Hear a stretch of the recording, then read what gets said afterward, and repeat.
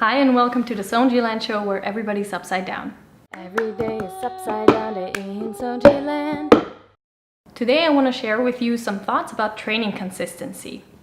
As you might have heard in my interview with Ulrich, and as I can tell you from my own experience as a personal trainer for the last 5 years, the thing that limits most people in their handstand progress is training consistency. To follow up with your training plan, obviously you have to really want to improve your handstands. You have to have a strong internal reason and blah blah blah, we all know that.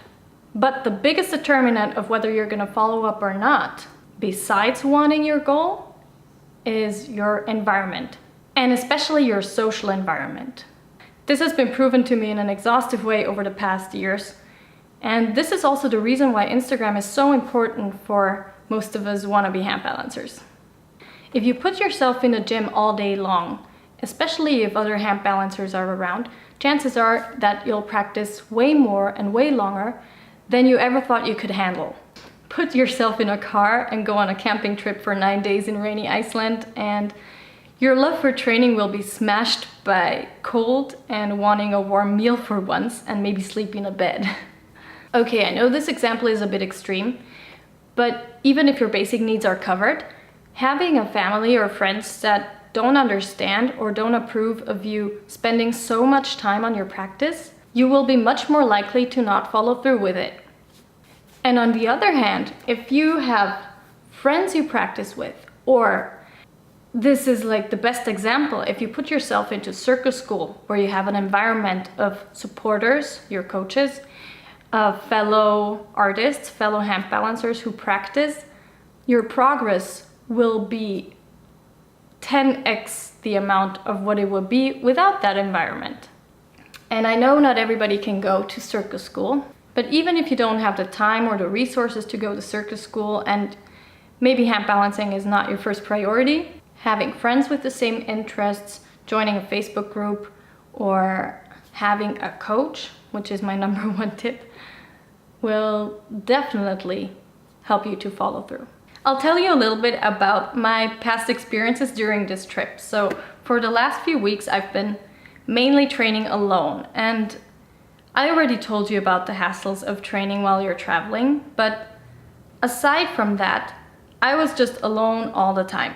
And then my phone started to break down, so I couldn't even post anything on Instagram, and it was kind of hard to keep contact and keep track with the connection to everybody else on Instagram and, well, Facebook. So I got a new phone and I came to Portland, where I met two awesome girls who I had the chance to train with, and this was just such a high contrast to before that I could really notice the difference between having girls to talk to and train with, and also being able to express myself on Instagram and sharing things about my practice. So my first tip for you, if you are having trouble staying consistent with your training, is set your environment up in a way that it favors your practice. Like, get a coach, join a circus school or gym that offers handstand lessons. Be active on social media, share your progress.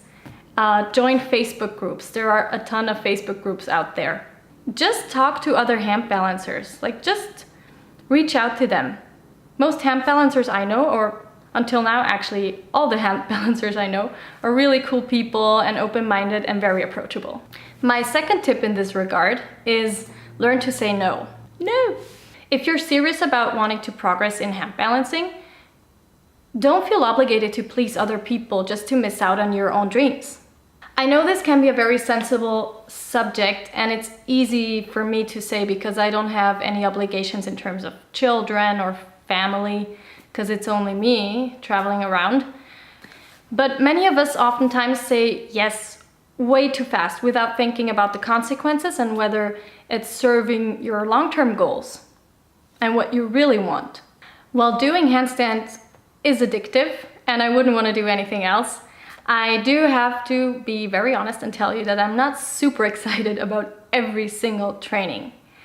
But the thing is that it never becomes a question whether I should train or not. It's just what I do. And this has always been the case. I remember when I was figure skating, I did figure skating from when I was 6 years old until I was 21 competitively. And it was just like brushing my teeth. Like I wouldn't even think about it. I went to school, then I went to practice, then I went back to school, and then again I went back to practice. And if friends ever asked me if I wanted to do something, it was just, no, I have my practice. Of course I had a coach who was like a second mother to me, and my colleagues at the skating rink, we were all like a family. And that's exactly what I'm talking about when I'm saying that your social environment is so important.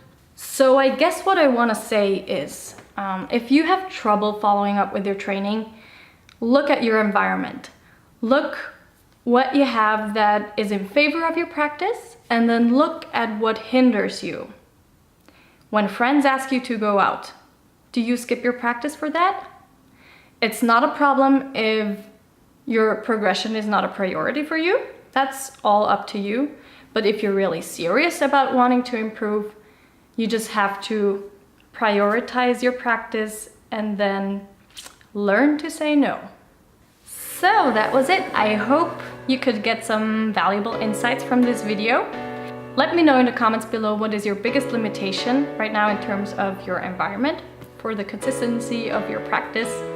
And come on over to handstanddiary.com and subscribe to the newsletter. Remember, the world is your playground, so just go ahead and do whatever you love. I'll see you next Monday on the Soundschi Land Show.